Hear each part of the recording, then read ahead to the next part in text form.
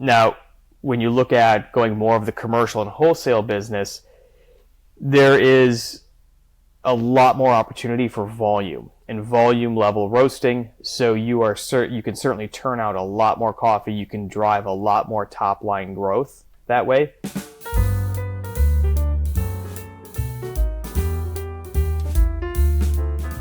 I'm Sean Hessinger, and this is Small Biz in 15, the show where we bring you small business news and tips to make your small business better. Today, Brian Abernathy, owner and founder of Grumpy Goat Coffee, talks to us about how to launch a coffee roasting business.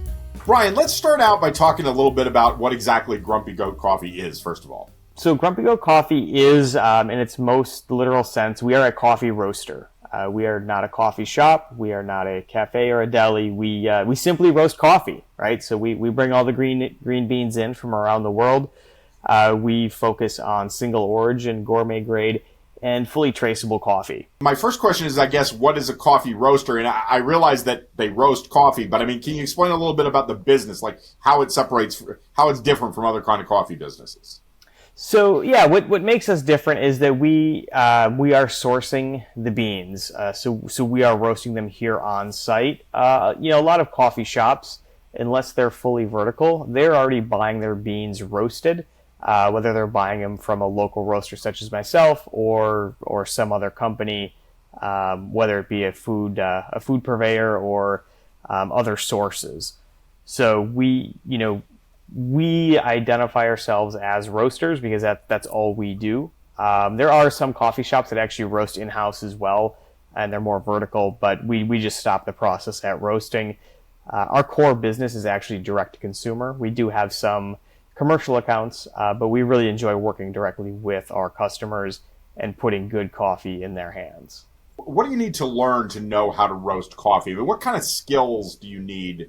I guess I mean, if you're beyond just the business aspect of the technology and everything, what kind of training does a coffee roaster need? That's a great question, and that can be answered a few different ways. There are training classes available. They're typically put on by the roaster machine manufacturers. But what I like to tell people is roasting coffee is very similar to cooking or to grilling for that matter. Now, specifically and technically, what we're doing during the roasting process is caramelizing the starches within the beans. So since the beans carry about 18% moisture, give or take at origin, the first process during the roasting process is drying. So you go through the drying phase, caramelization phase, and then identifying when you want to stop the roasting process. And that essentially is your roast profile. So when you think about skills, you can go and you can read books. There's some great books about roasting methodologies and processes. You can certainly take classes as well. But like a lot of great chefs and a lot of great cooks, they're also self-taught. In my case, I am self-taught. I got my roaster. I have both of my roasters from Mill City Roasters out of Minneapolis. So I flew up to Minneapolis. I looked at their different roasters. We actually spent about 4 or 5 hours going through the roasting process. For me personally, the process resonated, so I understood it. I understood what we're trying to accomplish. And, from there on out, it was just, continuing to roast and get better and deal with the different variations as they come with different origins. The other thing I wanted to ask is coffee roasting. We're talking about something that a process that you're doing to the beans. And there are people who have home roasters and they do it as a hobby or whatever. But how do you turn coffee roasting into a business? What kind of, who are you selling to? How do you get it started you say, well, I'd love to roast coffee, but I'd like to turn it into a business. What's the process of that like, beyond just the technical aspect of roasting the coffee? So that's a great question. I can answer it specifically for me and how I approach the business because, the coffee world is a multi-billion dollar industry. So one, there's a lot of room for a lot of different variations to situate yourself within that industry. In my case, moving down here to Southwest Florida, back in 2013, there was really no good coffee in the area. A lot of that was a result from the financial crisis, with a lot of small businesses, being shuttered from 2008 to, really they didn't come back until 2015, 2016. So when I moved down, coming down from the St. Paul, Minneapolis area, I was used to a more robust coffee scene with a lot more options. So in 2016, I realized I wanted to bring good coffee to the area, but I did not want to run a coffee shop just as a personal preference. So I asked myself, well, how can I do that?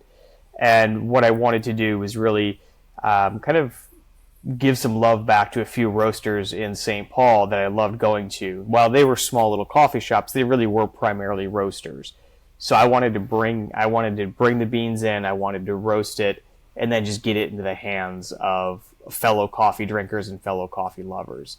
So to answer your question simplistically, I identified what I felt was a gap in the market, but I did that with just a general desire and passion to bring something to the area. It wasn't purely economics. It was just, I feel like this area could really use it. I really enjoyed it, and here we are 7 years later. I feel like I want to ask a follow-up question here, Sure. something we didn't discuss before the show, which came first, your fascination with roasting or your decision to make a business? In other words, did you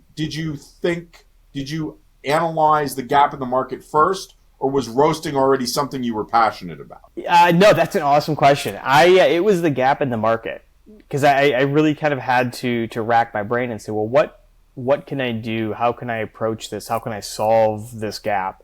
And again, really laying out, okay, well, what are the traditional approaches to solving the gap? And again, quickly identifying going down the path of running a coffee shop was not in the cards for me. Right. So with my background in business and finance, I thought just naturally, what if I go upstream? And going upstream simply meant roasting. Further upstream from that is being an importer of green beans. Now, if I went to be an importer of green beans, it didn't really solve the gap in the market, because simply going to get green beans with no roaster in the area doesn't do anybody any good. So as I learned more about the roasting process and how it was, very similar to cooking, I really enjoyed doing grilling and smoking of meats, briskets, things like that. It kind of fit. I didn't realize it was going to be that good of a fit, or I was going to really enjoy it that much. But I guess the stars aligned, so to speak. If you're starting a coffee roasting business, what kind of equipment do you need? Can you give us a general idea if you're just getting started? Yeah, if you're just getting started, all you really need is a roaster.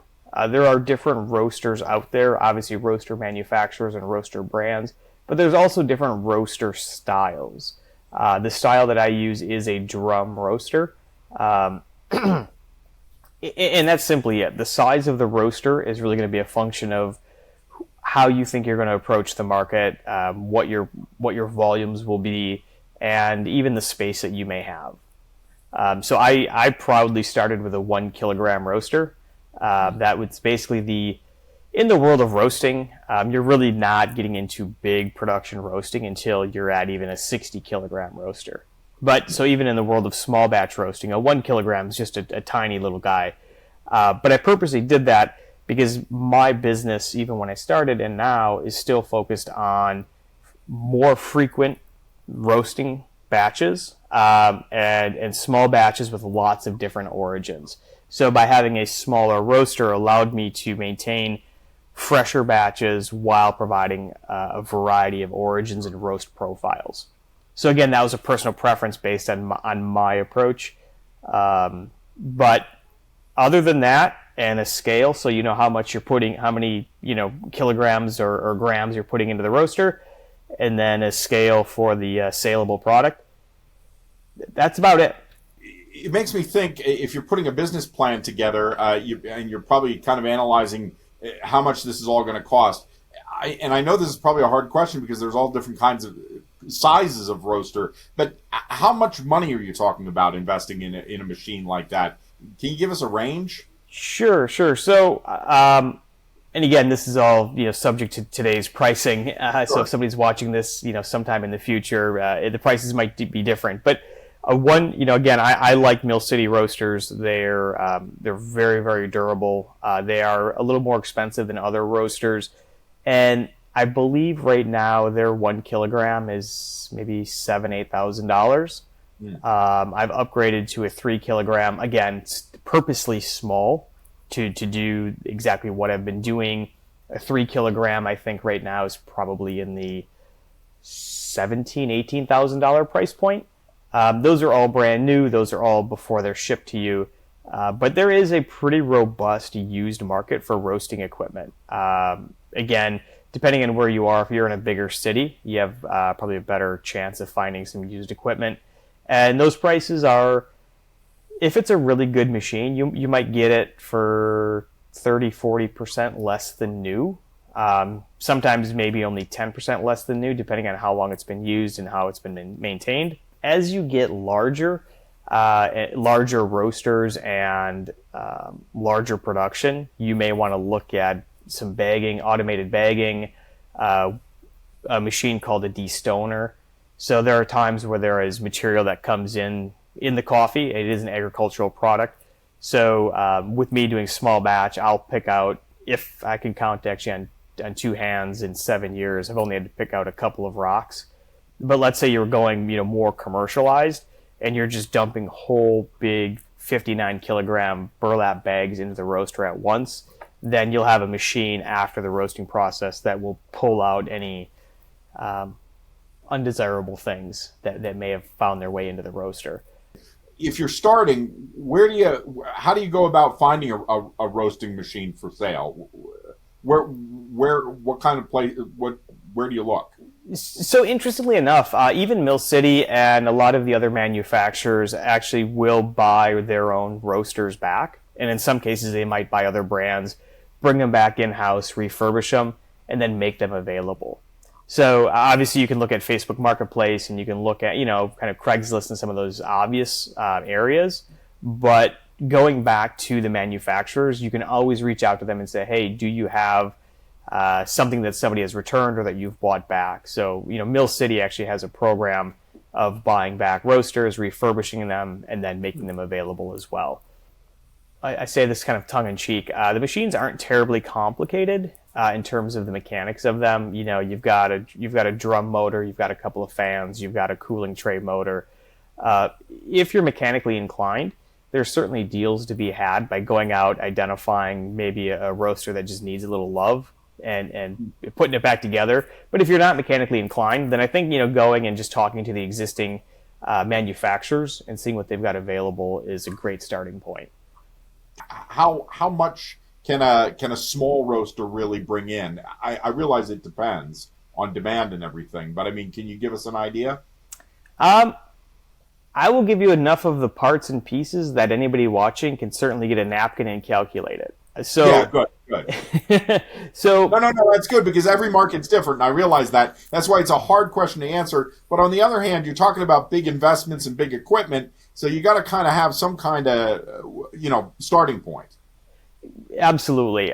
There's really a couple of approaches. One, identifying who your target market is and what they're willing to pay for freshly roasted coffee, and depending on the quality of the coffee you're putting out. So again, for me being direct to consumer, margins are a little bit higher, but it is a lot more work building a direct to consumer base of customers and clients. Now, when you look at going more of the commercial and wholesale business, there is a lot more opportunity for volume and volume level roasting. So you can certainly turn out a lot more coffee. You can drive a lot more top line growth that way. The price point you're getting is going to be really market dependent, and again, depending on who you're competing against as well. Right. But you're definitely talking lower margin, but in theory, you'll pick that up with volume. So back to your point about making investments, I started out making a smaller investment, knowing that the hurdles I needed to overcome were much smaller. Well, that's it for another episode of Small Biz in 15. Thanks again to Brian Abernathy of Grumpy Goat Coffee for making this program possible. Please like and subscribe if you enjoyed the show, and please leave a comment and let us know what topics you'd like to see covered in future programs. For more small business news and tips, join us at smallbiztrends.com.